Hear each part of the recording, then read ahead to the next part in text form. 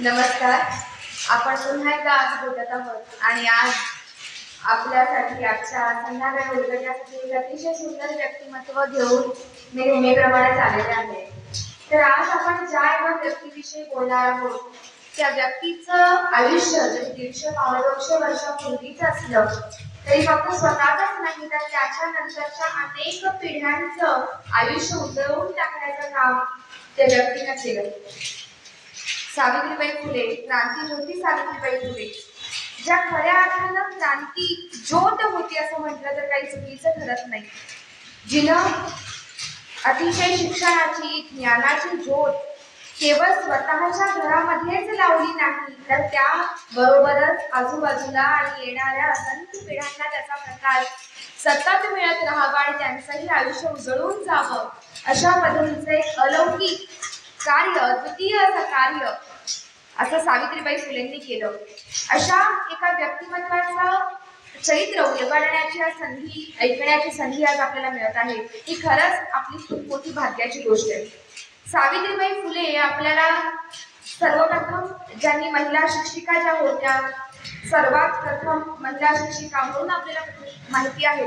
पण त्याही पलीकडे त्यांच्या व्यक्तिमत्वाचे असंख्य असे गोळे आहेत. त्या सर्वात पहिल्या शिकलेल्या शिक्षिका होत्या, मुख्याध्यापिका त्या होत्या, विचारवंत होत्या, समाज सुधारक होत्या, कवयित्री होत्या, संपादक होत्या.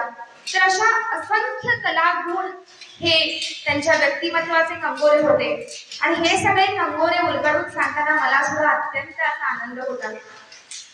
आपल्या सर्वांनाच असं माहिती आहे, महात्मा ज्योतिबा फुलेंचं नाव तर सगळ्यांना माहिती आहे. पण महात्मा ज्योतिबा फुले यांना जर ज्वाला म्हटलं जातं तर ज्वालेचा प्रकाश म्हणजे सावित्रीबाई होत्या असं म्हटलं तर खरंच काही वावगं ठरत नाही. एक विचारवंत असं सुद्धा म्हणतो की सार्वजनिक कार्यासाठी बाहेर पडलेली पहिली भारतीय स्त्री म्हणजे सावित्रीबाई फुले होत्या. एक स्वतंत्र व्यक्तिमत्व होत्या. केवळ ज्योतिबांची पत्नी म्हणूनच त्यांचं अस्तित्व नव्हतं. लहान करू का थोडासा? बर, एक मिनिट. आता येतोय? आता व्यवस्थित येतोय आवाज? बर, असं आता बघा, आता व्यवस्थित आहे.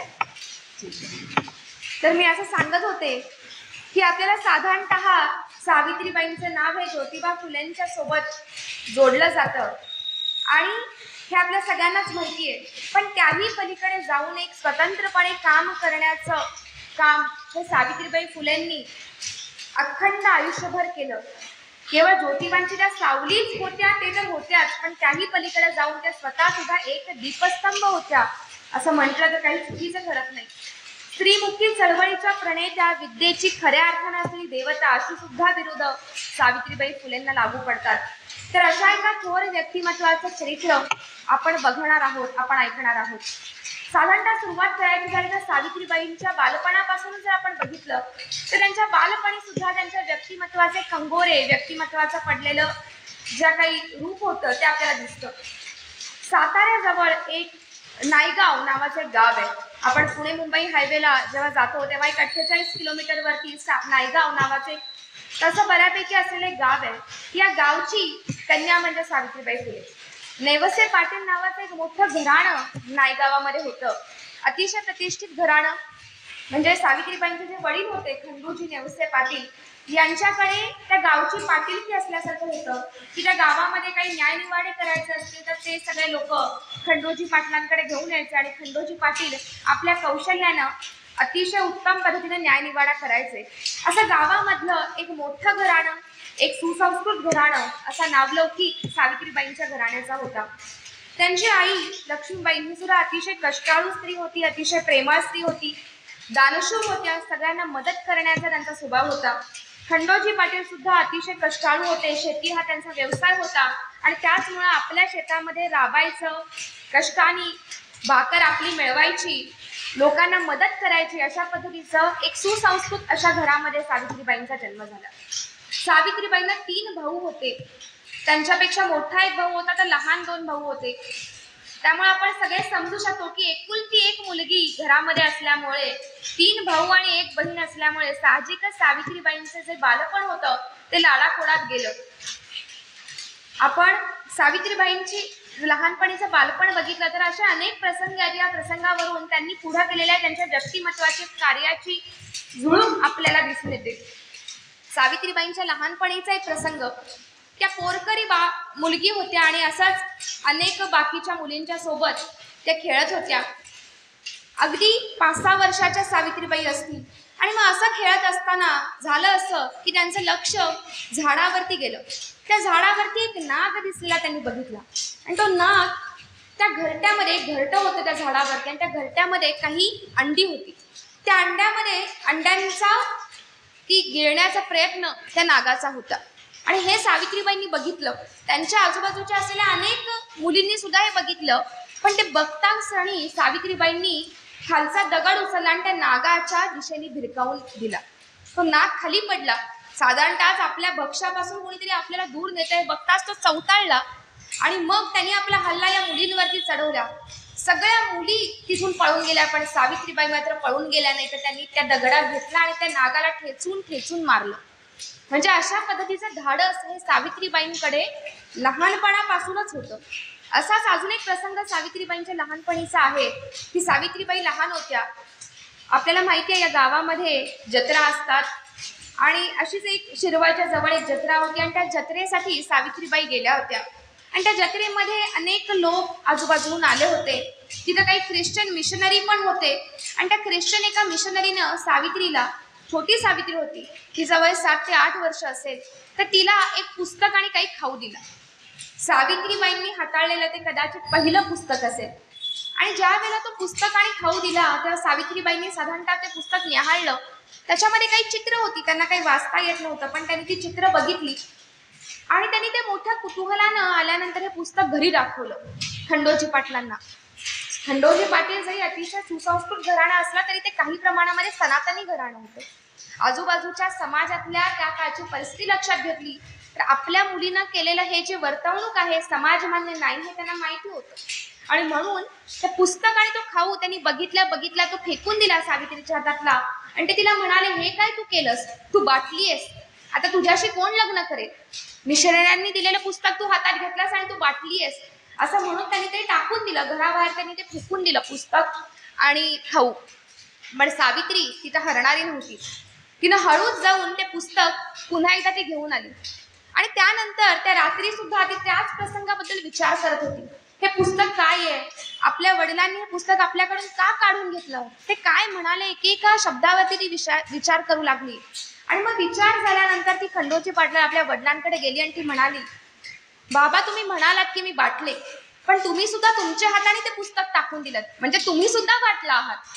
तर आपल्याला म्हणजे तुम्हाला, मला जर भटजींकडे घेऊन जायचं असेल, उपाय विचारला तुम्हाला सुद्धा यावं लागेल. म्हणजे या पद्धतीचा एक निडरपणा, एक विज्ञाननिष्ठ किंवा एक विवेकवादी दृष्टिकोन जो आपण म्हणू शकतो की वडिलांनी सांगितलंय म्हणून ऐकायचं नाही, तर का नाही याची कारण मीमांसा करणं, अतिशय छोट्या वयामध्ये असा निडर स्वभाव सावित्रीबाईंचा होता. म्हणजे आपण पुढं त्यांचं कार्य बघणार आहे, पण या छोट्या छोट्या प्रसंगामध्ये व्यक्तीचा स्वभाव किंवा त्या स्वभावाची पाळंमुळं कशी घडत जातात याचं आपल्याला एक उदाहरण आपल्याला दिसतं. सावित्रीबाई फुले आणि ज्योतिबा फुले एक आदर्श दाम्पत्य, जणू काही ते एक दुसऱ्याची सावली असल्यासारखं होतं, एकाच नाण्याच्या 2 बाजू असल्यासारखं होतं. तर सावित्रीबाई साधारणतः एक 9-10 वर्षाच्या झाल्या आणि त्यावेळेच्या प्रथांनुसार लहान वयांमध्येच मुलीचं लग्न हे करण्याची प्रथा असल्यामुळे आता आपली मुलगीचं लग्न झालं पाहिजे या दृष्टिकोनातून सावित्रीबाईंच्या आईंनी त्यांच्या वडिलांच्या मागे तगादा लावणं चालू केलं. इकडे गोविंदराव फुले नावाचं एक घराणं होतं.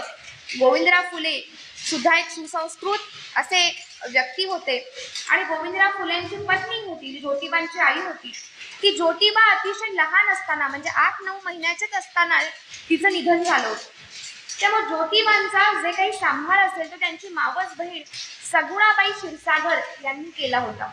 तर अशा परिस्थितीमध्ये घरामध्ये आई नाही, सगुणाबाई होत्या पण तरीही आईचं चित्र नाही आणि ज्योतिबा आणि त्यांचा भाऊ राजाराम यांचं पालन पोषण अशा पद्धतीने चाललं होतं.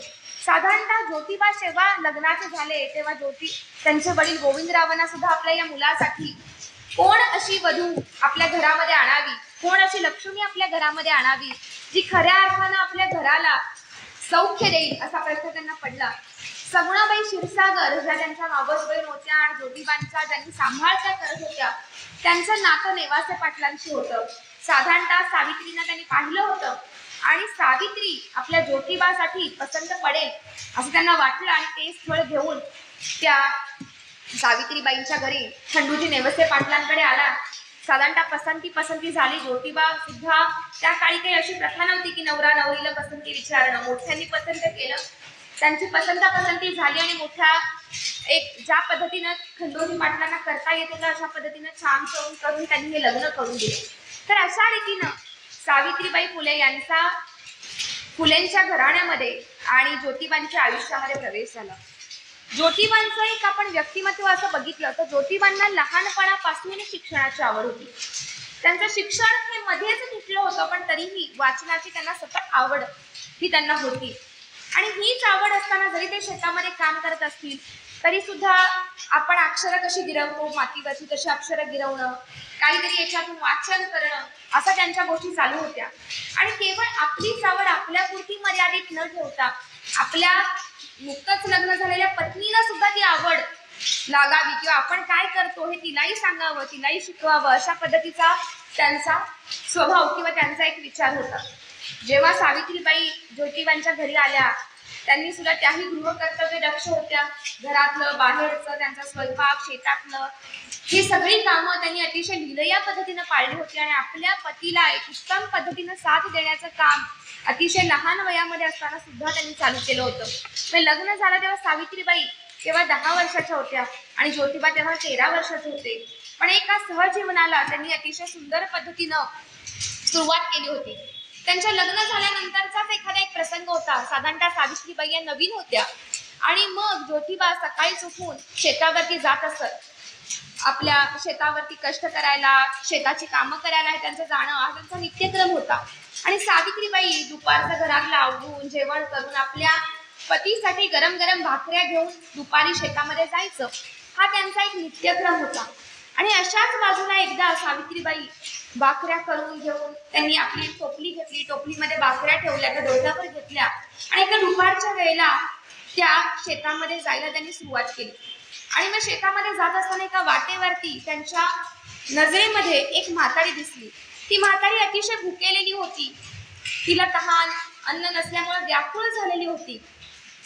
आणि त्या व्याकुळ झालेल्या म्हातारीची कणव सावित्रीबाईंना आली. तिथल्या तिथं तिला त्या म्हातारीला त्यांनी आपल्या असलेल्या टोपल्यामधल्या भाकऱ्या काढून गरम गरम भाकरी भाजी खाऊ घातली. आणि त्या पुढे मग त्यांचं खाणं झाल्यानंतर त्या ज्योतिबांकडे आल्या आणि ज्योतिबांना पण त्यांनी हा प्रसंग सांगितला की असं असं मला एक म्हातारी रस्त्यावरती भेटली होती आणि मी तिला आपल्या सोबतचा असलेला शिधा थोडाफार दिला. ज्योतिबांना हे ऐकून इतका आनंद झाला. म्हणजे दोन व्यक्तींचे स्वभाव जे ज्योतिबांना अपेक्षित होतं ते सावित्रीबाईंनी केलं होतं. म्हणजे एका मनीचं दुसऱ्याला न सांगता कळलं. हे ज्योतिबांना अतिशय आनंद झाला की मला ज्या वाटेवरची किंवा ज्या विचारसरणीची, ज्या गुणांची पत्नी अपेक्षित होती अशी पत्नी मला मिळाली. आणि तो अतिशय आनंद सावित्रीबाईंना आणि ज्योतिबांना झाला. तर अशा पद्धतीनं या दोघांचं सहजीवन चालू झालं होतं. ज्योतिबा मी जसं सांगितलं तसं मळ्यामध्ये काम करत होते, शिक्षण सुटलं होतं. पण त्यांची शिक्षणाची आवड लक्षात घेता बुधवारवाड्यामध्ये एक ब्रिटिशकालीन शाळा होती. त्या शाळेमध्ये गोविंदराव फुल्यांनी ज्योतिबांना पाठवायचं ठरवलं. ज्योतिबा जातात हुशार होते. त्यांनी शाळेमध्ये जाऊन तिथे गेल्यानंतर त्यांनी पुढचं त्यांचं शिक्षण चालू करायला सुरुवात केली. ते निक्षात होते, त्यांना हुशार आवड तर होतीच. आणि त्याचबरोबर आपल्या सोबत असलेली आपली पत्नी आणि सगुणाबाई या दोघींना पण त्या घरी आपण काय शिकलो हे आल्यानंतर ते सांगायचे. आणि याच्यातून सगुणाबाई आणि सावित्रीबाई या दोघींना पण शिक्षणाची आवड निर्माण झाली. म्हणजे आपण काय शिकलो, याचं काय महत्व आहे हे ज्योतिबा हे असं नव्हता त्यांचा विचार की मी शिकलो किंवा माझ्या बायकोला काय कळतं. त्या काळची आपण 150-200 वर्षापूर्वीची परिस्थिती लक्षात घेतली. त्यावेळेला स्त्रीचं जे काही एक कार्य होतं किंवा तिचा एक काही वावर होता तो एक ठराविक उमऱ्यापर्यंत मर्यादित होता. म्हणजे बाहेरच्या गोष्टीमध्ये स्त्रीला पडायचं नाही, इकडे तिकडे घर सोडून बाकीचं काही बघायचं नाही, अशा पद्धतीची विचारसरणी साधारणतः समाजामध्ये रुजली होती. पण तरीही एक वेगळा विचार करून पाहणारा हा तरुण होता आणि त्याच पद्धतीने त्या तरुणाला साथ देणारी तितकीच हुशार अशी त्याची पत्नी होती. सावित्रीबाई सुद्धा हुशार होत्या, त्यांनाही त्याची आवड लागली आणि कुशाग्र बुद्धिमत्ता असल्यामुळे मग ज्योतिबांनी सावित्रीबाईंचं सुद्धा ऍडमिशन एक नॉर्मल स्कूल नावाची एक स्कूल तिथे होती, त्याच्यामध्ये 1845 साली ज्योतिबांनी सावित्रीबाई आणि सगुणाबाई म्हणजे या दोघींनाही त्यांनी शाळेमध्ये पाठवलं. त्या हुशार सावित्रीबाई आधीपासूनच होत्या आणि त्याच्यासमोर त्यांची ती चुणूक असल्यामुळे ती शाळेमधला अभ्यासक्रम सुद्धा आत्मसात करायला त्यांना वेळ लागला नाही. त्यांनी तो आत्मसात खूप चांगल्या पद्धतीने, इतका चांगल्या पद्धतीने त्यांनी तो केला की ती शाळा जेव्हा त्यांचं शिक्षण तिथे पूर्ण झालं तेव्हा त्यांना असा सल्ला देण्यात आला की तुम्ही याही पलीकडे जाऊन तुम्ही अध्यापन सुद्धा करू शकता. मग तिथल्या ज्या शिकवणाऱ्या एक शिक्षिका होत्या मिसेस मिचेल, तर त्यांनी सावित्रीबाईंना असा सल्ला दिला की तुम्ही अध्यापनाचा कोर्स सुद्धा पूर्ण करावा. म्हणजे केवळ तुम्ही शिकलात हे तर चांगलीच गोष्ट आहे, पण यापुढे तुम्ही शिकवण्याचं सुद्धा काम करू शकता. तर असा सल्ला हा सावित्रीबाईंना मिळाला आणि सावित्रीबाईंनी सुद्धा हे खूप सकारात्मक रीतीने सावित्रीबाई आणि ज्योतिबा फुले यांनी घेतलं. आणि खरं तर हा जो अध्यापनाचा कोर्स होता, हा अध्यापनाचा कोर्स अहमदनगरला असलेल्या एका शाळेमध्ये होता. आपण त्या काळची विचार करू शकतो परिस्थिती, 150-200 वर्षापूर्वीची परिस्थिती. 6 महिन्यासाठीच्या एका कोर्सला या दोघींना, सगुणाबाई आणि सावित्रीबाईंना अहमदनगरला पाठवायचं, तिथे एकटं राहू द्यायचं. म्हणजे ही विचारसरणी किती धडसी विचारसरणी होती. ज्योतिबांची तर होतीच आणि सावित्रीबाईंची सुद्धा. त्या काळामध्ये म्हणजे आजच्या काळामध्ये सुद्धा आपल्या मुलांना आपण जेव्हा घराबाहेर पाठवतो शिक्षणासाठी तेव्हा आईच्या पोटामध्ये कालवाकाल होते आणि त्या काळी समाजामध्ये ती समाज मान्यता नसताना सुद्धा ज्योतिबांनी तो निर्णय घेतला. सावित्रीबाईंनी त्यांना खंबीरपणे साथ दिली आणि सावित्रीबाईंनी अध्यापन असा कोर्स नगरच्या शाळेमध्ये जाऊन अतिशय उत्तम रीतीनं पूर्ण केला. ज्योतिबांची यामागची भावना ही अशी होती की नेहमीच त्यांनी स्त्री शिक्षणाचा पुरस्कार केला होता. ज्योतिबांचं म्हणणं असं होतं, एक विचार त्यांचा असा होता की शिक्षण तर प्रत्येकाला गरजेचं आहेच, पण पुरुषांपेक्षा सुद्धा स्त्रियांना शिक्षणाची जास्त गरज आहे. कारण का एक स्त्री शिकली तर ती घरातल्या 4 मुलांना सुद्धा जाणतं करते आणि ती ज्या पद्धतीने एक शिक्षित स्त्री तिच्या मुलांना घडवत असते, पुढची पिढी घडवत असते, या दृष्टिकोनातून वळण ज्या पद्धतीने लावत असते त्या पद्धतीनं पुरुषांच्या शाळांपेक्षा सुद्धा स्त्रियांच्या शाळांच्या गरज ही त्या काळच्या समाजाला जास्त आहे असं म्हणणं, असा विचार ज्योतिबांचा होता आणि त्या दृष्टिकोनातून त्यांची वाटचाल चालू होती. ज्योतिबांचं शिक्षण झालं, इकडं सावित्रीबाईंचाही कोर्स पूर्ण झाला आणि मग ज्योतिबांनी स्त्री शिक्षणाचे ज्यांचे विचार होते या विचाररूपी वारीमध्ये पुढचं पाऊल टाकण्याचं ठरवलं आणि 1 जानेवारी 1848 हा दिवस खरं तर इतिहासामध्ये नोंद करण्यासारखा हा दिवस आहे, सोनेरी दिवस आहे, ज्या दिवशी भिडेवाडा, पुण्यातल्या भिडेवाड्यामध्ये त्यांनी पहिली मुलींची शाळा चालू केली. म्हणजे केवळ आपल्याला इथपर्यंत आपल्याला माहिती आहे, पण पहिली मुलींची शाळा चालू करून सुद्धा ते थांबले नाहीत. तर त्याच बरोबरीनं त्यांनी लगेच 4 शाळा त्याच्या मागोमाग पुण्यामध्ये काढल्या. म्हणजे इतक्या झपाट्याने त्यांनी काम चालू केलं. तिथं सावित्रीबाई स्वतः शिकवायच्या सुद्धा. त्या काळच्या समाजाची विचारसरणी लक्षात घेतली तर हे एक क्रांतिकारक विचार होते की स्त्री ही त्या पद्धतीनं मागासलेली किंवा तिला शिक्षणाचा अधिकार नाही असं मानणारे खूप मोठ्या पद्धतीचा समाज त्या काळी अस्तित्वात होता आणि अशा समाजाला विरोध करून त्या समाजाच्या विरोधाचा त्याचा बंड मोडून काढून किंवा त्याला एक अतिशय उत्तम पद्धतीनं प्रतिकार करणारे ज्योतिबाबाई आणि सावित्रीबाई तेवढ्याच धुताईनं तिथं उभं राहिले. ती शाळा त्यांनी चालू केली आणि ती शाळा त्यांनी चालवली. स्त्री शिक्षणाची सुरुवात ज्योतिबांच्या आणि सावित्रीबाईंच्या आधी सुद्धा काही लोकांनी केली होती, पण त्यांना ती पताका पुढं नेलं जमलं नव्हतं. काही शाळा या ख्रिश्चनांच्या शाळा होत्या किंवा काही शाळा या आपल्यातल्याच 1-2 लोकांनीही चालू केल्या होत्या, पण ज्या पद्धतीनं सावित्रीबाई आणि ज्योतिबा फुले यांनी धिटाईनं आपला विचार पुढे नेण्याचं काम चालू ठेवलं, त्या पद्धतीचं काम हे आधी कुणालाही जमलं नव्हतं. तर अशा पद्धतीचा एक निग्रह, मला वाटतं की समाज परिवर्तक गोष्ट ही त्यांनी चालू केली होती. अतिशय विरोध समाजातून झाला की घर, चूल आणि मूल असं एवढंच असणारी ही स्त्री, हिला शिकून काय उपयोग? किंवा तुमची पत्नी, तुम्ही तुमच्या पत्नीलाही शिकवायला नको होतं, तुम्ही तिला शिकवलं तर आमच्या मुलींना पण तुम्ही वाया किंवा वाईट वळणाला लावत आहात, अशा पद्धतीचेही असंख्य आरोप सावित्री आणि ज्योतिबा फुले या दोघांवरती पण झाले. पण त्यांनी भेटाईनं, त्यांनी नेटाईनं ह्या सगळ्या गोष्टी चालू केल्या. 1848 त्याच वर्षी त्यांनी 5 शाळा पुण्यामध्ये चालू केल्या. पहिल्या शिक्षिका सावित्रीबाई फुले होत्या, पहिल्या महिला शिक्षिका. पहिल्या महिला मुख्याध्यापिका सुद्धा सावित्रीबाई फुले होत्या. म्हणजे शिक्षिका तर त्या होत्या, पण मुख्याध्यापिका असल्याचं आपल्याला माहिती, त्याचं कौशल्य वेगळं आहे. इथं तुम्हाला फक्त शिकवायचं नसतं, तर तुम्हाला व्यवस्थापन करायचं असतं. तर त्याही पद्धतीचं व्यवस्थापन सावित्रीबाईंनी अतिशय उत्तम पद्धतीनं केलं. त्यांना काही कमी विरोध झाला समाजातून, अतिशय प्रखर विरोध. म्हणजे आपल्या सगळ्यांनाच आपल्या त्या कथा माहिती आहेत की सावित्रीबाई ज्या वेळेला शिकवायला म्हणून जायच्या त्यावेळेला अक्षरशः लोकांनी त्यांच्यावरती शेण फेकलेले आहे, दगड फेकलेले आहेत. पण तरीही जिथं होईल तिथं शक्य लोकांना तोंड न देता आपली कृती, आपला मार्ग तसाच चालू ठेवण्याचं काम सावित्रीबाईंनी केलं. तर शाळेत जायच्या तर एक लुगडं सोबत ठेवायचं. लोकांनी शेण फेकलं, लोकांनी कचरा फेकला, दगड फेकले तरी चालतील. शाळेत जायचं, लुगडं बदलायचं आणि मुलांना शिकवायचं. कुठल्याही गोष्टीकडे लक्ष द्यायचं नाही. कुणी विरोध करायला आलं तर सावित्रीबाई म्हणायच्या की माझ्या बंधूंनो, मी तुमच्या धाकट्या बहिणींना शिकवण्याचं काम करत आहे, मी पवित्र कार्य करत आहे. तुम्ही माझ्यावर शेण नाही तर फुलं उधळली पाहिजेत. आणि तुम्ही जरी विरोध केला तरी मी हे कृत्य चालूच ठेवेन. म्हणजे अतिशय वैचारिक पद्धतीचं स्वतःचं म्हणणं मांडणं आणि त्यांना उत्तर देण्याचं काम सावित्रीबाईंनी केलं. शक्यतो ते त्यांना म्हणजे आपल्या विचारांनी उत्तर देत असत, पण जिथं विचारांनी उत्तर चालत नसायचं तिथं सुद्धा सावित्रीबाईंनी जशाच तसं सुद्धा उत्तर दिलेलं आहे. एकदा सावित्रीबाई शाळेमध्ये शिकवण्यासाठी जात होत्या आणि सावित्रीबाई आपण एवढ्या सगळ्या गोष्टी करून सुद्धा ऐकत नाही असं जेव्हा लोकांना कळलं, काही समाजातल्या काही लोकांना ज्यांना स्त्री शिक्षणाचा अत्यंत विरोध होता, तर त्यांनी असा एक प्रकार एके दिवशी केला की काही लोकांनी, काही दटिंगणांनी सावित्रीबाईंचा मार्ग अडवला आणि त्यांना त्या धमकी देऊ लागल्या.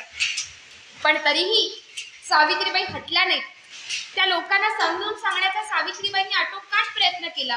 पण ज्या वेळेला हे लोक आपले ऐकत नाहीत, आपल्या बोलणं यांच्या कानावरती पडत नाही किंवा यांना त्याचा उपयोग नाही, हे जेव्हा सावित्रीबाईंच्या लक्षात आलं तेव्हा त्यांनी त्यांच्या थोबाडामध्ये मुस्काटीत सुद्धा लावायला कमी केली नाही. म्हणजे अशा पद्धतीचा एक निडर, धाडसी स्वभाव हा सावित्रीबाईंचा होता. म्हणजे याची त्यांच्या समाजातला असलेला विरोध हा इथपर्यंत पुढे गेला की ज्योतिबांच्या वडिलांना सुद्धा लोक जाऊन भेटले आणि त्यांनी सांगितलं की आम्ही तुमच्या मुलाला सांगितलं, मुलांनी ऐकलं नाही. तुमच्या सुनेला आम्ही विरोध केला, ती सुद्धा ऐकायला तयार नाही.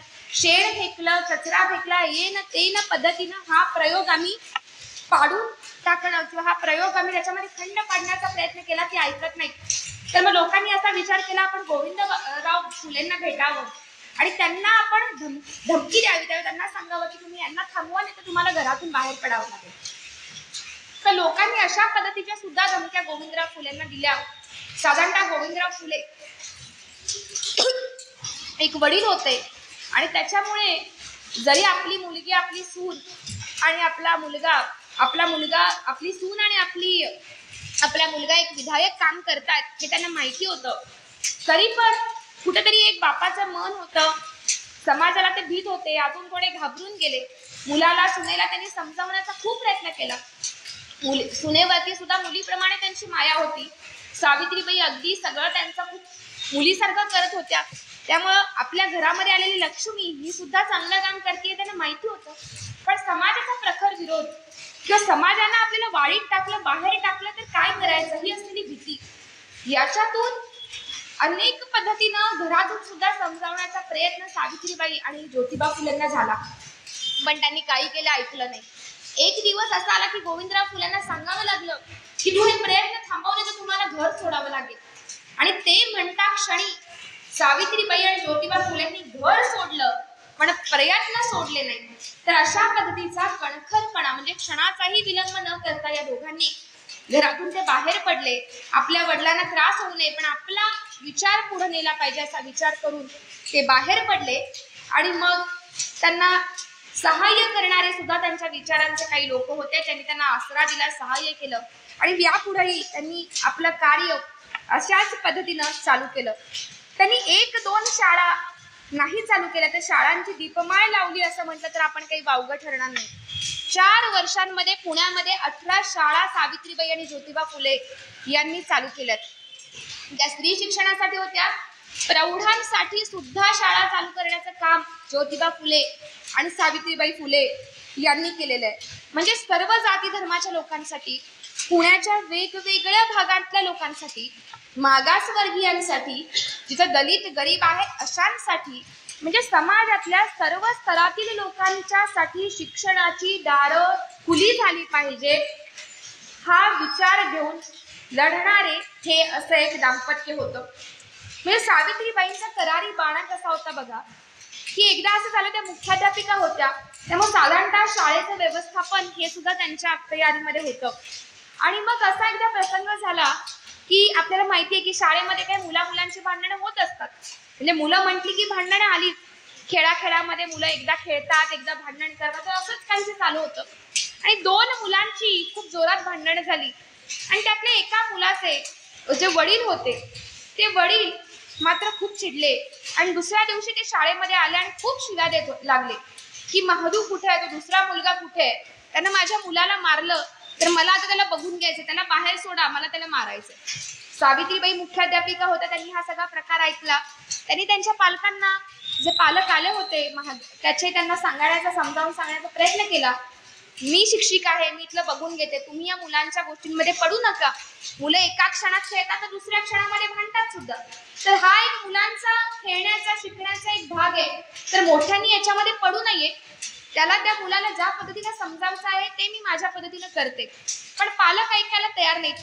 त्यांना त्या मुलाला सावित्रीबाईंच्या वर्गातून बाहेर काढून मारायचं होतं. सावित्रीबाई म्हणजे अगदी निडराने आणि धीटपणे तिथे उभं राहिले आणि त्या म्हणाल्या की मी जोपर्यंत आहे तोपर्यंत त्या मुलाला तुम्ही हात लावू देणार नाही. म्हणजे अशा पद्धतीचा एक करडं बोल त्यांनी अशा पद्धतीचं त्या पालकांना ऐकवलं की ते शेवटी पालक फजील झाले आणि त्यांनी सावित्रीबाईंची माफी मागितली. म्हणजे आपण जर विचार केला तर एक मुख्याध्यापिका म्हणून सुद्धा एक अतिशय सुंदर मुलांचं व्यवस्थापन किंवा मुलांच्या मानसिकतेचा विचार हा सावित्रीबाईंनी केला होता. सावित्रीबाईंचं आणि ज्योतिबा फुलेंचं शिक्षण क्षेत्रामधलं जे काम आहे ते अतिशय आमूलाग्र आहे. समाज परिवर्तन आहे, क्रांतिकारक आहे असं म्हटलं तर काही चुकीचं ठरत नाही. आणि याच कामाची दखल घेऊन 1852 साली विश्रामबाग वाड्यामध्ये मेजर केंटी नावाचे एक ऑफिसर होते, तर त्यांनी या दाम्पत्याचा जाहीर सत्कार केला. तर अशा पद्धतीचं एक अतिशय गौरवोद्गार किंवा एक पावतीच म्हणा, त्यांनी जे शेण खाल्लं, जे दगड खाल्ले, लोकांच्या निंदा नालस्ती खाल्ल्या, त्या या सत्काराच्या रूपामध्ये त्याची पोच पावती, त्याचा अशा रीतीनं असलेलं फळ या फुले दाम्पत्याला मिळालं. म्हणजे अगदी 200 रुपयाची, त्या काळी 200 रुपयाची शालजोडी देऊन या दाम्पत्याचा सत्कार ब्रिटिश ऑफिसर्सनी करावा अशा पद्धतीचं याचे कार्य होतं. आणि या सत्कारामध्ये बोलताना ज्योतिबांनी सावित्रीबाईंचं अतिशय कौतुक केलं की ज्योतिबांनी एक विचार धरून त्यांनी ती पताका धरून आपली वारी किंवा आपला मार्ग त्यांनी अनुसरला होता, पण धर्मपत्नीला त्याच मार्गामध्ये म्हणजे पावलावरती पाऊल ठेवून साथ देणं ही मोठी भाग्याची गोष्ट आहे. आणि म्हणून या कार्याचं श्रेय सुद्धा ज्योतिबांनी सावित्रीबाई फुलेंना सर्वांच्या समोर दिलं होतं. तर अशा पद्धतीचा कौतुकोद्गार किंवा एक पद्धतीचा सत्कार, एक पोच पावती ही सावित्रीबाई आणि ज्योतिबा फुले यांना मिळाली. पुन्हा 1853 त्यांचा पुन्हा कॉलेजीचा सुद्धा सत्कार झाला.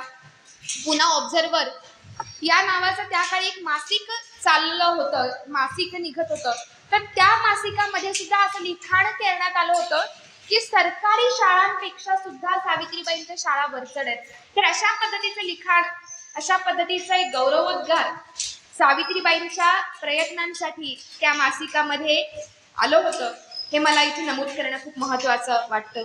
सावित्रीबाईंनी जे शिकवलं ते फक्त शिक्षण, हे पुस्तकी शिक्षण दिलं नाही, तर त्यांच्या विद्यार्थ्यांना त्यांनी जीवनाचं तत्वज्ञान सांगणं किंवा मूल्य रुजवणं याचं काम हे सावित्रीबाईंनी, ज्योतिबांनी दिलं. विद्याहीन असलेला माणूस हा पशु समान आहे ही भावना त्या दोघांची सुद्धा होती. आणि म्हणूनच याच भावनेतून लोकांना शिक्षणासाठी सजग करणं, शिक्षणाची द्वारं त्यांना खुली करून देणं आणि लोकांना शिक्षणाचं महत्त्व पटवून देऊन त्यांना उद्युक्त करण्याचं अतिशय मोलाचं काम सावित्रीबाई आणि ज्योतिबा फुले यांनी केलं. म्हणजे एक प्रसंग मला इथं सांगावासा वाटतो की सावित्रीबाई फुले आणि ज्योतिबा फुले ह्या प्रौढांच्या सुद्धा शाळा चालवत असायचे. म्हणजे सकाळी आता 18 शाळांचा पसारा म्हणजे बघा, त्या काळी पुण्यामध्ये दळणवळणाची साधनं सुद्धा काही तेवढी जास्त नव्हती. म्हणजे पुण्याच्या सगळ्या भागांमध्ये इकडून तिकडे जाणं, एवढ्या शाळा चालवणं, एवढं असलेलं व्यवस्थापन करून रात्री प्रौढांची शाळा चालवण्याचं काम हे दाम्पत्य करायचं. आणि मग अशा एका दिवशी प्रौढांची शाळा संपल्यानंतर हे दाम्पत्य परत येत होतं, चालत येत होतं. आणि मग ते चालत येतानाच त्यांना एक थोडा मागून कुणीतरी येत आहे असा एक थोडाफार आवाज आला, पण त्यांनी त्याच्याकडे दुर्लक्ष केलं. हे दाम्पत्य घरी आलं आणि मग थोड्या वेळाने वरच्या पत्र्यावरून कुणीतरी खाली उडी मारल्याचा आवाज ज्योतिबांना आला.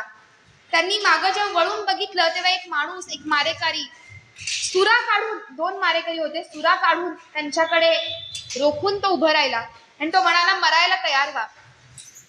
साहजिकच सावित्रीबाई आणि ज्योतिबांना विरोध करणारे लोक प्रचंड होते. त्यांनी हर एक पद्धतीने विरोध करून बघितला, हे लोक काही बदले नाहीत. मारेकरी पाठवायला सुरुवात केली आणि मग असेच हे 2 मारेकरी सावित्रीबाई आणि ज्योतिबांच्या घरी आले आणि त्यांना सुरा काढून म्हणाले, तुम्ही मरायला तयार व्हा. त्याही क्षणी सावित्रीबाई आणि ज्योतिबा फुले शांत होते. त्यांनी त्यांना विचारलं की का रे बाबा, तुला आम्हाला का मारायचंय? आम्हाला मारून तुला असं काय मिळणार आहे? आम्ही तुझं काही वाकडं केलंय का, काही चुकीचं केलंय का, तर तुला आम्हाला का मारायचंय? तेव्हा ती माणसं म्हणाली की तुम्हाला मारण्यासाठी आम्हाला 1000 रुपये मिळणार आहेत, त्या काळचे 1000 रुपये. त्यामुळे तुम्हाला मारणं याच्यासाठीच मी इथं आलेलो आहे, मला काही माहित नाही, मला काही तुमचं हे ऐकून घेण्याचं नाही, तर मला तुम्हाला मारायचं आहे आणि त्याचसाठी ते एकमेव डोक्यात ठेवून आम्ही 2 जण इथं आलेलो आहे. या सगळ्या गोष्टी म्हणजे इतकं एक आणीबाणीचा प्रसंग, जीवावरती बेतणारा प्रसंग असून सुद्धा हे 2 जण अतिशय संयमी होते. ज्योतिबा त्याला म्हणाले की तुमच्याला मारून जर तुमचं कल्याण होणार असेल तर मी मरणाला तयार आहे. 2ही जण त्यांना म्हणाले, जर आम्हाला मारून तुला 1000 रुपये मिळणार असतील तर आम्हाला काही प्रश्न नाही, ठीक आहे, तुझं कल्याण होतं, तुझ्या इच्छा पूर्ण होतात, ठीक आहे, पण एक आमची अट आहे, जो व्यक्ती मरणारा असतो त्याची एक तरी अट पूर्ण केली जाते, तशी तू आमची एक शेवटची इच्छा पूर्ण कर, तर आम्ही मरायला तयार आहे. साहजिकच मारेकऱ्याला कळेना, पण 1000 रुपये मिळणार आहेत, सहजासहजी दाम्पत्य मरायला तयार होतंय. म्हटल्यानंतर त्यांना सांगितलं, बरं ठीक आहे, सांगा तुमची शेवटची इच्छा काय आहे. आणि मग ही शेवटची इच्छा सांगताना ज्योतिबा फुले म्हणाले, आमची शेवटची इच्छा एकच आहे की आम्हाला जरी तू मारलंस तरी तुझ्या मुलांना तू शिकव, त्याच्यामुळे तुझी मुलं अशा वाईट वळणाला लागणार नाहीत, तुझ्या मुलांचं कल्याण झालेलं आम्हाला हवंय. हे ऐकता क्षणी त्या मारेकऱ्यांच्या डोळ्यातून ढसाढसा ते रडायला लागले. म्हणजे कुठल्या विभूतींना, कुठल्या दैवी लोकांना आपण इथं मारण्यासाठी आलो आहोत, त्यांना पश्चाताप झाला. आणि इतकंच नाही, पुढे त्यांनी माफी तर मागितलीच, पण या दोघांनी पण सावित्रीबाई आणि ज्योतिबांच्या शाळेमध्ये शिक्षण घ्यायला सुरुवात केली. आणि यातला जो एक मारेकरी होता, त्याचं नाव होतं धोंडी कुंभार. हा मारेकरी पुढे त्याने शिक्षण घेतलं आणि त्याने इतका अभ्यास केला, धर्मग्रंथांचा अभ्यास केला, तो प्रकांड पंडित झाला आणि वेदाचार नावाचा ग्रंथही त्याने लिहिला. म्हणजे वाल्याचा वाल्मिकी होतोची गोष्ट आपल्याला माहिती आहे, पण ही सावित्रीबाईंनी कशा रीतीनं नुसतं शिकवलं नाही तर अनेकांचं जीवन खऱ्या रीतीनं त्याच्यामध्ये प्रकाश आणण्याचं काम, ज्ञानप्रकाश आणण्याचं काम त्यांनी केलं, हे मला तुम्हाला इथे सांगावंसं वाटतं. की अशा पद्धतीनं निडर अतिशय व्यक्तिमत्व आणि समाजातला अतिशय कट्टर विरोधाला सुद्धा कुठेही न डरता सामोरं जाण्याची एक जी स्वभाव असतो, एक धीटपणा असतो, धाडसी वृत्ती असते, ती चिकाटी जिद्द ही या दोघांमध्ये होती. त्यामुळे यांचं कार्य हे निश्चितच खूप मोठे. केवळ श्री शिक्षणामध्येच किंवा शिक्षण क्षेत्रामध्येच सावित्रीबाईंनी कार्य केलं असं नाही, तर त्यांच्या कार्याच्या अनेक अंग सुद्धा आहेत. महिलांसाठी त्यांनी समाजोपयोगी कार्य केलं, समाजातील इतर घटकांसाठी कार्य केलं. पुनर्विवाह नावाचा आपल्याला पुनर्विवाह माहिती आहे, तर पुनर्विवाह त्या काळी विधवांचे पुनर्विवाह हा एक खूपच वादाचा मुद्दा झाला होता. आपल्या सगळ्यांना माहिती आहे की त्या काळी मुलींची लग्न ही खूप लहान वयामध्ये व्हायची आणि मृत्यूदरही फार मोठ्या प्रमाणामध्ये तिचा मृत्यूदर होता. तेव्हा साहजिकच लहान वयामध्ये झालेली ही लग्न आणि मग जेव्हा तो मुलगा काही कारणाने मरण पावला तर त्या मुलीच्या आयुष्यामध्ये विधवेचं जिणं येत असे आणि मग विधवा म्हटल्यानंतर तिनं स्वतःवरती अनेक बंधनं घालून घेतली पाहिजेत. तिला जगण्याचा स्वतंत्रपणे जगण्याचा अधिकार नाही. तिला जे पडेल किंवा जे तसंच केलं पाहिजे. समाजाचे अनेक नियम अनिष्ट रूढी परंपरा आपल्या सगळ्यांना माहिती आहेत. तर अशा काळचं तो समाज व्यवस्था होती. पण याही समाज व्यवस्थेमध्ये विधवांचा पुनर्विवाह करून आणण्याचं काम हे सावित्रीबाई आणि ज्योतिबा फुलेंनी केलेलं आहे. म्हणजे पुण्यातल्या गोखले वाड्यामध्ये त्यांनी पहिला पुनर्विवाह विधवेचा लावला. किती मोठं काम आहे आज आपण विचार करतो. पण 150-200 वर्षापूर्वीची सामाजिक परिस्थिती लक्षात घेता विधवा पुनर्विवाह सारखी एक अनिष्ट रूढी परंपरा म्हणजे विधवा पुनर्विवाह करून अनिष्ट रूढी परंपरांना छेद देण्याचं काम या दाम्पत्यांनी केलं. इतकंच नाही तर महिला सेवा मंडळाची त्यांनी स्थापना केली. त्यांनी असा एक कार्यक्रमाची आयोजन सावित्रीबाई आणि ज्योतिबांनी केलं होतं. तिळगुळ वाटपाचा कार्यक्रम त्यांनी पुण्यामध्ये आयोजित केला होता आणि त्याची जाहिरात करताना त्यांनी एवढंच म्हटलं होतं की जाती धर्म याच्या पलीकडे ठेवून सगळ्यांना तिळगुळ वाटप करणं हा एकमेव उद्देश ठेवून म्हणजे जाती धर्माची मुळं नाहीशी झाली पाहिजेत असा उद्देश ठेवून अशा अनेक उपक्रमाद्वारे समाजामध्ये समानता समता प्रस्थापित करण्याचं काम या दाम्पत्यानं केलं. त्यानंतर सावित्रीबाई फुलेंचं अजून एक खूप मोठं काम आहे जे आपल्या सगळ्यांच्या नजरेत किंवा एवढं प्रकाशवत आलं नाही. तर त्या काळी मी जसं म्हटलं की लहान मुलींची लग्न होत असत आणि मृत्यूदर मोठा जास्त असल्यामुळे साधारणतः विधवा यांचं प्रमाण त्या मुलीनं विधवा होण्याचं प्रमाण हे जास्त होतं. अशा विधवा कधी कधी असं व्हायचं की त्यांचं पाऊल काही वेडं वाकडं पडलं आणि मग त्यावेळेला त्या विधवा गरोदर राहिल्या तर त्यांना समाजामध्ये तोंड दाखवायला जागा नसायची आणि मग स्वतःचं आयुष्य संपवून घेणं त्या मुलाचं आयुष्य संपवून घेणं किंवा त्याला कुठेतरी कचरा कुंडीत किंवा बाहेर असंच सोडून देणं अशा पद्धतीचं कामं अशा पद्धतीचं व्यवस्था त्या काळीमध्ये लोकांना करावं लागत होतं. तर या प्रश्नाला सुद्धा सावित्रीबाई फुले आणि ज्योतिबांनी अतिशय सुंदर उपाय त्यांनी काढला. त्यांनी बाल हत्या प्रतिबंधक गृह आणि प्रसूतिगृहाची स्थापना पुण्यामध्ये केली. म्हणजे त्याची जाहिरात त्यांनी अशा पद्धतीची केली होती की एखाद्या विधवेचा जर पाऊल चुकून वाकडं पडलं तर तुम्ही या प्रसूतिगृहामध्ये यावं, त्या बाळाला जन्म द्यावा आणि निघून जावं. आम्ही त्याची काळजी घेऊ. म्हणजे कुणालाही कळणार नाही. तर अशा पद्धतीची जाहिरात करून त्यांनी अनेक मुलींच्या प्रसूती आणि अनेक लहान मुलांचं संगोपन या दाम्पत्यांनी केलं. सावित्रीबाई फुलेंकडे या सगळ्या प्रसूतिगृहाची आणि प्रतिबंधक जे बालकांचं जे घर होतं अनाथाश्रम म्हणू आपण तेव्हा ते बालगृह होतं त्याची सगळ्याची व्यवस्था सावित्रीबाई फुलेंकडे होती. म्हणजे 101 महिलांची बाळंतपण त्यांनी ती केली आणि इतक्या मुलांना तिथल्या आसरा देण्याचं काम सावित्रीबाई फुलेंनी केलं. म्हणजे हे कार्य आपण बघतो किती मोठं कार्य आहे. म्हणजे किती क्रांतिकारक विचार आहे की जरी त्या मुलीचं पाऊल वाकडं पडलं असेल तरी येणाऱ्या अपत्याचा दोष नाहीये. त्याचं आयुष्य आपण मार्गी लागू शकतो आणि त्या मुलीलाही एक चूक झाली म्हणून तिला स्वतःला आयुष्यभर शिक्षा होण्यापेक्षा आपण वाचवू शकतो. आणि याच्यातून काढलेला एक अतिशय वेगळा उपाय अतिशय वेगळा समाजला प्रयोग सावित्रीबाईंनी केला. अतिशय प्रेरणादायी असं हे त्यांचं कार्य होतं. इतकंच नाही तर आपल्या घरातली विहीर सुद्धा त्यांनी लोकांच्यासाठी खुली केली होती पाण्यासाठी. म्हणजे त्या काळी आपल्याला माहिती आहे की पाणी जरी प्यायचं असेल तरी सुद्धा ते सगळ्यांसाठी खुलं नव्हतं. त्याच्यावरती अनेक पद्धतीचे निर्बंध लादले जायचे. तर अशा पद्धतीनं पाणी आपल्या घरातली विहीर घरापासून सुरुवात करून घरातली विहीर सुद्धा सर्वांसाठी खुली करण्याचं काम सावित्रीबाई फुले आणि ज्योतिबांनी केलं. सत्यशोधक समाजाची त्यांनी स्थापना केली जो विज्ञाननिष्ठ होता, विवेकनिष्ठ अशा मूल्यांवरती आधारित एक वेगळा समाज एक वेगळे नीतिनियम स्थापन करणं त्याचा पायंडा काढणं असा एक क्रांतिकारक उपक्रम सुद्धा बांधणी करणं याचा उपक्रम सुद्धा या दाम्पत्यांनी केला. अजून एक खूप महत्वाची मोलाची घटना सावित्रीबाई फुलेंनी केली. विधवा पुनर्विवाह किंवा विधवांचं आयुष्य त्यांचे प्रश्न हे त्यांना माहिती होते आणि या विधवांचं केशवापन करणं ही सुद्धा एक त्या काळची एक खूपच अमानुष पद्धतीची एक प्रथा होती.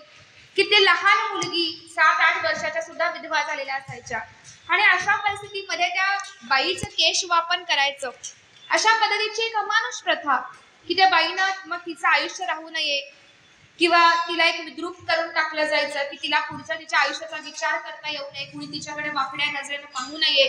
पण यामध्ये त्या 8-9 वर्षाच्या मुलीचा, तिचा काही दोष नाहीये, तिचं आयुष्य मात्र खऱ्या अर्थानं नरकी होऊन जायचं, नरकी यातना तिला भोगायला लागायच्या. तर ही प्रथाला आळा घालण्यासाठी सावित्रीबाई फुले यांनी असं एक काम केलं की त्यांनी त्या नाभिक संघटनेला जाऊन भेटल्या, त्या नाभिकांना जाऊन भेटल्या आणि त्यांनी त्यांना समजावून सांगितलं की या साऱ्या तुमच्या भगिनी आहेत आणि या भगिनींवरती तुम्ही वस्तारा चालवाल का. आणि अशा पद्धतीनं या भगिनींवरती वस्तारा चालवणं हे चुकीचं आहे हे त्यांनी त्यांच्या समजावून दिलं, त्यांनी ते मान्य केलं आणि नाभिकांनी संप पुकारला. म्हणजे ही प्रथा बंद व्हावी म्हणून नाभिकांचा संप घडवून आणण्यामध्ये फार महत्वाची भूमिका फुले दाम्पत्याची होती. म्हणजे किती आपल्याला समाजामध्ये बदल करायचा, तर किती पद्धतीनं बदल करण्याचं काम या लोकांनी केलं. सावित्रीबाई फुले या खादीच्या सुद्धा पुरस्कर्त्या होत्या, त्या स्वतः खादी वापरत होत्या, सूत कातत होत्या, तर याच्या सुद्धा पुरस्कर्त्या असण्याचं काम सावित्रीबाईंनी केलं. सावित्रीबाई फुल्यांचं अजून एक काम हे खूप सुंदर आहे आणि याची दखल आपण सगळ्यांनी घेतली पाहिजे, ती म्हणजे अनेक अन्नछत्र त्यांनी चालू केली पुण्यामध्ये किंवा आजूबाजूच्या परिसरामध्ये. जो 1877 साली जो भीषण दुष्काळ पडला 76-77 मध्ये, त्या भीषण दुष्काळामध्ये अशी परिस्थिती आली की गुरंढोरं सुद्धा मरायला लागली. म्हणजे लोकांना अन्नान्न दशा झाली, एवढे लांब चालत गेलं तरी अन्न नाही, पाणी नाही, अगदी गुरांप्रमाणे माणसं मरायला लागली. अतिशय भीषण परिस्थिती निर्माण झाली. सरकारी मदत होती पण ती सुद्धा कुठे पुरी पडणार, ती सुद्धा अपुरी पडायला लागली. तर इथं सावित्रीबाईंनी सुद्धा आपलं हे कार्य आहे असं समजून धनकवडीमध्ये अन्नछत्र चालू केलं. 2000 भाकऱ्यांचं वाटप तिथं व्हायचं. फक्त एकच नियम होता की इथं बसूनच तुम्ही भाकरी खायची, म्हणजे बाहेर जाऊन ती भाकरी कुणाची दुसऱ्यानं खायची किंवा कुणाची भाकरी चिनून घ्यायची किंवा दुसरा काही गैरवापर त्या खपून घेत नव्हत्या. त्यांचं व्यवस्थापन इतकं चोख होतं की 2000 भाकरींचं वाटप याच नियमांनी अतिशय व्यवस्थित पद्धतीने झालं पाहिजे, सगळ्यांना व्यवस्थित खाऊ मिळाला पाहिजे, या पद्धतीचं व्यवस्थापन सावित्रीबाई फुलेंचं होतं. इतकंच नाही, पुढे अजून एक 1896 सुद्धा दुष्काळ पडला. त्या दुष्काळामध्ये सुद्धा लोकांना कशा पद्धतीनं काम मिळेल, रोजगार मिळेल आणि ते स्वतःची भाकरी स्वतः कमवू शकतील, या पद्धतीनं त्यांनी सरकारकडून सुद्धा मदत तशी कामं आणण्याचा प्रयत्न केला, स्वतः सुद्धा तशी कामं आणण्याचा प्रयत्न केला. म्हणजे हे एका दृष्टीनं समाजातल्या विविध घटकांना, विविध प्रश्नांना उत्तर देणारं असं काम, खूप विस्तृत असं काम हे सावित्रीबाई फुलेंचं होतं. त्या शिक्षिका होत्या, मुख्याध्यापिका होत्या हे आपल्या सगळ्यांना माहिती आहे, पण त्या कवयित्री होत्या, त्या संपादक होत्या, त्यांना अतिशय उत्तम काव्य प्रतिभा होती. काव्य फुले नावाचा त्यांचा एक काव्यसंग्रह त्यांनी प्रकाशित केला होता. 52 कशी नावाचा एक काव्यसंग्रह सुद्धा त्यांनी प्रकाशित केला होता. ज्योतिबांची भाषणं नावाचं एक पुस्तक, ज्याच्यामध्ये एक प्रकाशक म्हणून संपादित त्यांनी केलं होतं, ज्याच्यामध्ये त्यांनी ज्योतिबांची भाषणं, विस्तृत विचार, वेगवेगळ्या विषयांवरचे अमूलाग्र बदल करणारे त्यांचे क्रांतिकारक विचार लोकांच्या समोर आणले. म्हणजे एक व्यक्ती शिक्षणाने काय काय करू शकते, की 10 वर्षाच्या सावित्रीबाई होत्या, त्यांना शिक्षणाचा गंध नव्हता, पण आयुष्यामध्ये एका व्यक्तीच्या परिस्पर्शाने त्यांनी काय काय ठिकाणी किंवा किती आयुष्यांना त्यांनी स्पर्श करून त्यांना सुद्धा ते अमृत पाजलं हे आपण बघितलं. ज्योतिबा आणि सावित्री मी जसं म्हटलं तसं एकाच नाण्याच्या 2 बाजू होत्या असं म्हटलं तर काही चुकीचं ठरणार नाही. म्हणजे एक दुसऱ्याची सावली असं खरं आजच्या काळामध्ये सुद्धा बघायला मिळणं हे खूपच दुर्लभ झालंय, की पती पत्नी असतात पण पतीला एक पाहिजे असतं, पत्नीला दुसरा त्याचा विचार. छोट्या छोट्या गोष्टींमध्ये आपण बघतो, घरोघरी मातीच्या चुली असतात, आपण बघतो की विचार जुळत नाहीत. पण हे की आमूलाग्र विचार, आपल्या पतीचे विचार केवळ ते पतीचे विचार आहेत म्हणून नाही, पण ते क्रांतिकारक विचार होते, समाजामध्ये वाळीत टाकण्यासारखे किंवा आपल्याला बाजूला टाकण्यासारखे असे प्रखर विचार होते. पण हे विचार सुद्धा यांनी सावित्रीबाईंनी आचरले पूर्णपणे अशा पद्धतीची पतिनिष्ठा, विचारनिष्ठा अशी सावित्रीबाई फुलेंची होती. म्हणजे असा एक प्रसंग आहे की एकदा सावित्रीबाई फुले घरामध्ये होत्या आणि मग त्यांच्याकडे एक म्हातारा माणूस आला, एक वृद्ध माणूस आला. त्याला काही खायला प्यायला अन्न मिळालं नव्हतं. त्यामुळे साहजिकच ही एक स्त्री असेल, आपल्याला काहीतरी अन्न देईल, आपल्याला काहीतरी पोटाला मिळेल या एका भावनेनं तो एक गृहस्थ, एक भुकेला माणूस सावित्रीबाईंकडे आला होता. त्यांना तो विनवणी करू लागला की मला काही मी खाल्लेलं नाही बऱ्याच दिवसांचं, तर तुम्ही मला काहीतरी शिधा द्या, काहीतरी अन्न द्या. सावित्रीबाई या दानशूर होत्या, त्यांना या सगळ्याचा कळवळा होता. त्यांनी त्याला शिधा तर दिलाच, अन्न तर दिलंच, पण त्यांनी त्यालाच नाही तर त्याच्या कुटुंबाला सुद्धा पुरेल इतका सगळा शिधा त्या व्यक्तीला दिला.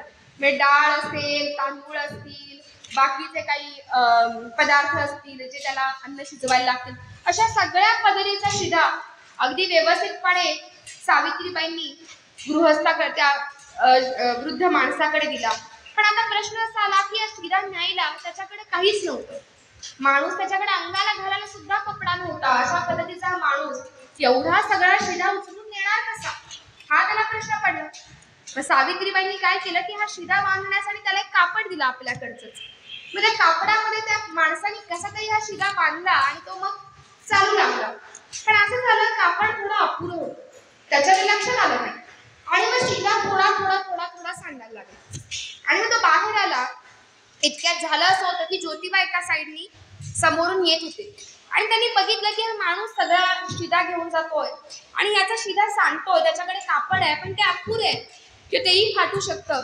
आणि मग हे बघता क्षणी त्यांनी त्या माणसाला थांबवलं आणि त्याला सांगितलं, हे माझं उपकरण आहे, हे उपकरण तू घे आणि याच्यामध्ये हे तुझा सगळा शिधा घे. तो माणूस खुश झाला आणि तो माणूस म्हणाला की तूही आतल्या सावित्री सारखाच आहेस. त्याला माहित नव्हतं, तूही आतल्या त्या बाईंसारखाच आहेस. त्याला माहित नव्हतं की हे ज्योतिबा फुले आणि ते सावित्रीबाई आणि ज्योतिबा हे दाम्पत्य आहे, पती पत्नी आहेत. पण दोघांचे विचार किती सारखे होते बघा, की एक जिला ते वाटत होतं तसंच परिवर्तन म्हणजे आरसा जाणू असावा, अशा पद्धतीचं एक विचारांचा एक रिफ्लेक्शन म्हणू आपण, तर तसं रिफ्लेक्शन हे दोघांच्या मध्ये खूप सुंदर पद्धतीने तो मेळ या दोघांचा होता. सावित्रीबाई आणि ज्योतिबा फुले यांनी अनेक समाजोपयोगी कार्य केली, अनेकांना शिकवलं. मी सांगितलं तसं त्यांनी प्रसूतीगृह, अनेक बालकांना त्यांनी आधार दिला, पण तरीही त्यांना मुलबाळ नव्हतं. संसाराला 20-22 वर्ष झाली तरी पण त्यांना मुलबाळ नव्हतं. साहजिकच आपल्याला सगळ्यांनाच कल्पना आहे की अशा परिस्थितीमध्ये घरातले लोक त्यांना म्हणू लागले की अरे मुलबाळ नाहीये. साहजिकच ते एक ताण त्यांच्यावरती निर्माण करण्याचा त्यांनी प्रयत्न केला. गोविंदराव फुले जे ज्योतिबांचे वडील होते, त्यांची इच्छा होतीच की आपल्या नातवाचं तोंड बघावं. आपला मुलगा इतका कर्तृत्ववान आहे, सून आहे, तर आपल्याकडं घर हे अगदी गोकुळासारखं असावं, याच्यामध्ये रांगणारं एक छोटं बाळ यावं. पण आता या दोघांना काही मुलबाळ होत नाही.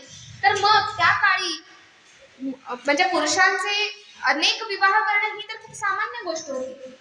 आणि मग अशा परिस्थितीमध्ये गोविंदराव फुलेंनी येणं तेन पद्धतीनं आपल्या मुलांनी दुसरा विवाह करावा अशी मागणी त्याच्याकडे जोर धरली. साहजिकच ज्योतिबांचे ज्या पद्धतीचे विचार होते त्यांना ही गोष्ट मान्य नव्हती. मग त्यांनी सावित्रीबाईंना ह्या गोष्टीची गळ घालायला सुरुवात केली. सावित्रीबाईंनी नाईलाजानं त्यांनी आपल्या सासऱ्यांची इच्छा लक्षात घेऊन त्यांना होकार दिला.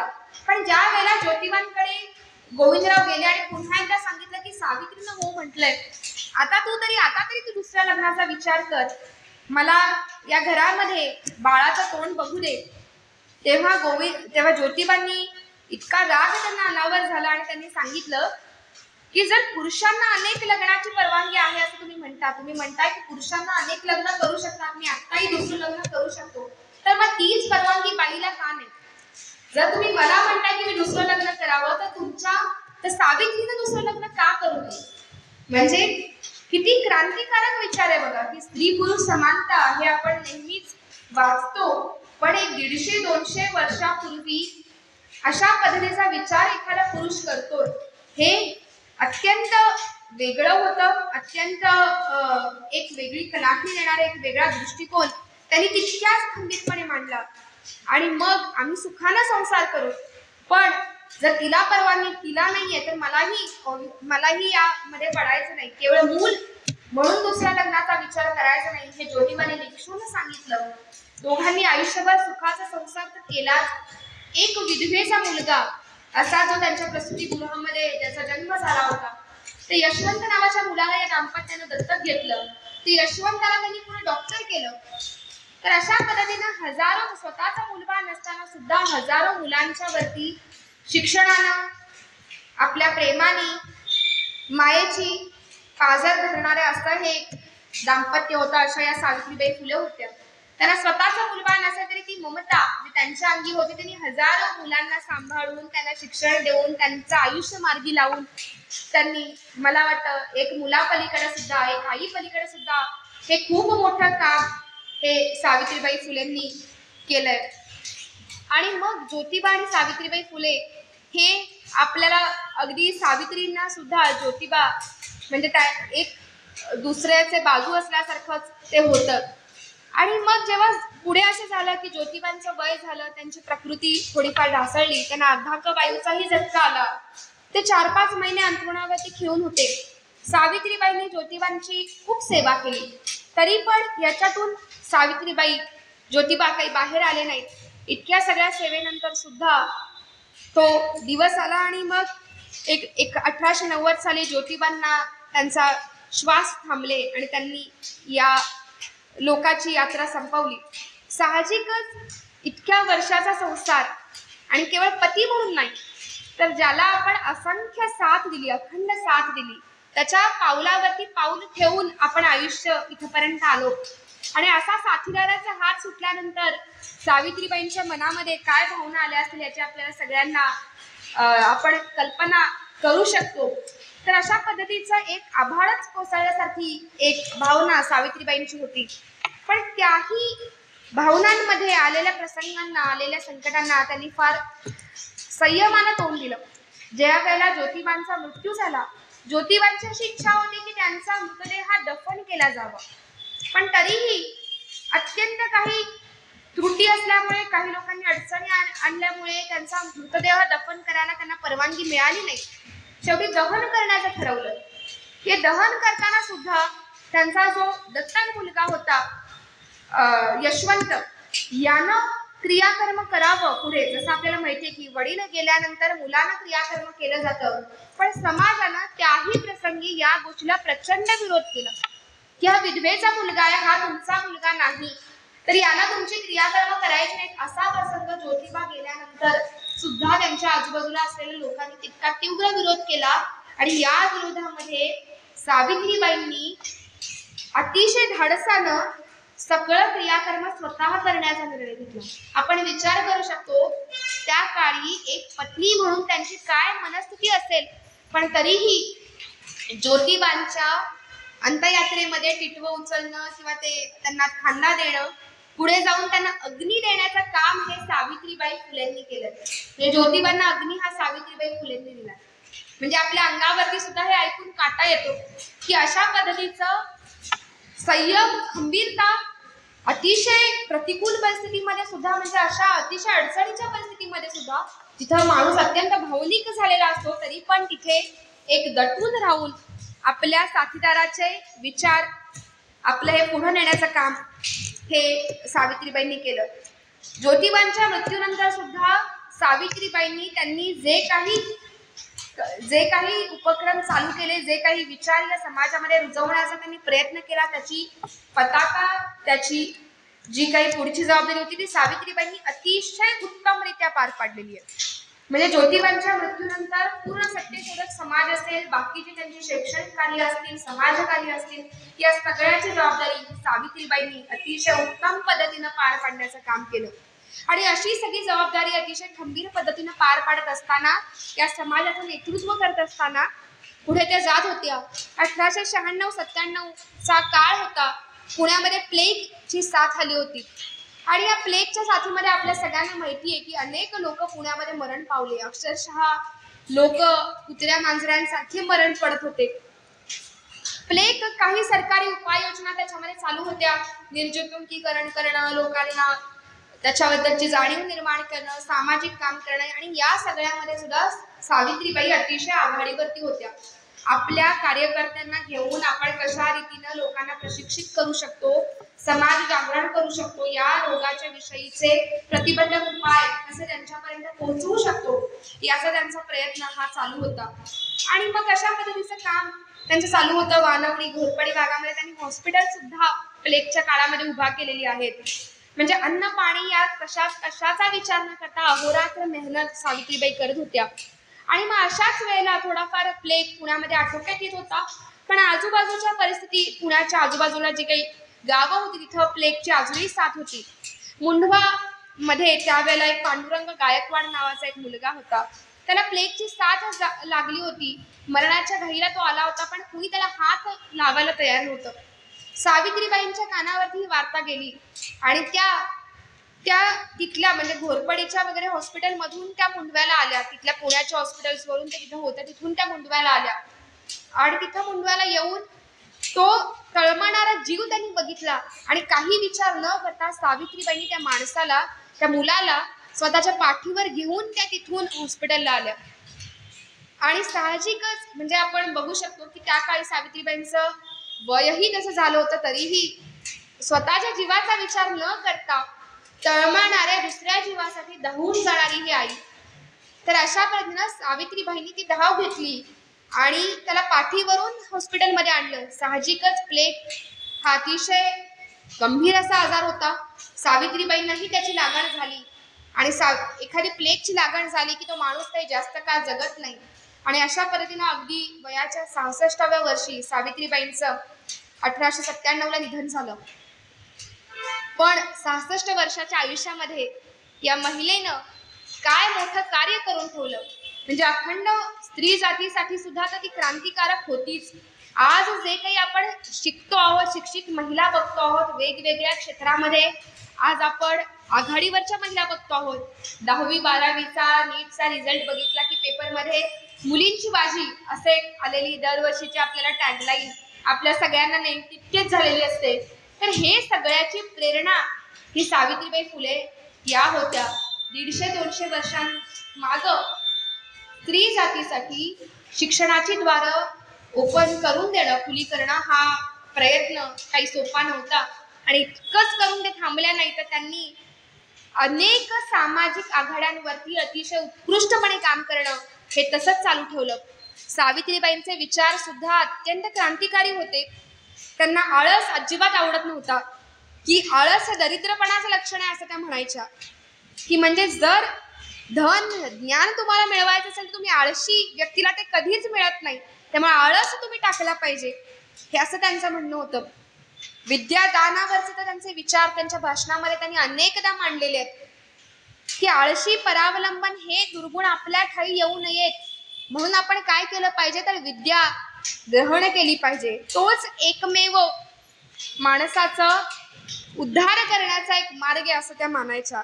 म्हणजे विद्यारहित माणूस हा जरी मोठ्या कुळामधला जरी असला तरी त्याला मान मिळत नाही, पण हीन कुळामधला जरी एखादा माणूस असेल पण तो विद्यावान असेल तर त्याला मान मिळतो.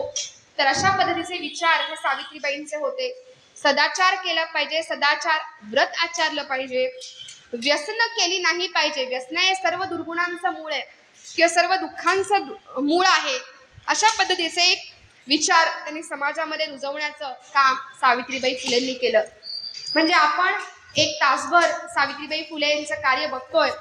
केवळ याच्या आधी मला असं वाटतं की पहिल्या महिला शिक्षिका म्हणून आपल्याला इतका सावित्रीबाईंचा परिचय असेल, पण अतिशय 150-200 वर्षापूर्वीचं एक क्रांतिकारक असं काम खऱ्या अर्थानं सावित्रीबाईंनी केलं. त्यांनी क्रांती ज्योत लावली आणि त्या क्रांती ज्योतीचा प्रकाश आजही 150-200 वर्षानंतर आपल्याला तेवत आहे, आपल्याला प्रकाशानं प्रेरणादायी ठरत आहे. आणि आपल्यालाच नाही तर आपल्या पुढच्या हजारो पिढ्यांना सुद्धा हा प्रकाश असाच मार्ग दाखवणार आहे. असं काम सावित्रीबाईंनी केलंय. तर या कार्याला आपण सगळ्यांनीच वंदन करूया आणि आपण इथे थांबूया. धन्यवाद.